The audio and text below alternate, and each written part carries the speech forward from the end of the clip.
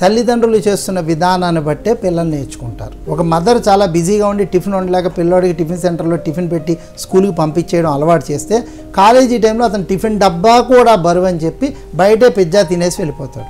Same to the husband also.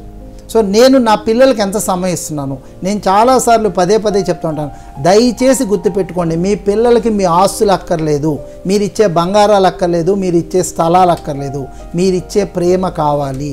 అమ్మా నాన్న నాకున్నారనే భరోసా ఇవ్వండి. మీరున్నారని వాళ్ళకి అర్థమైనప్పుడు మీరు ఎప్పుడు సంతృప్తి పొందుతారని వాళ్ళు అలాగే ప్రవర్తిస్తూ ఉంటారు.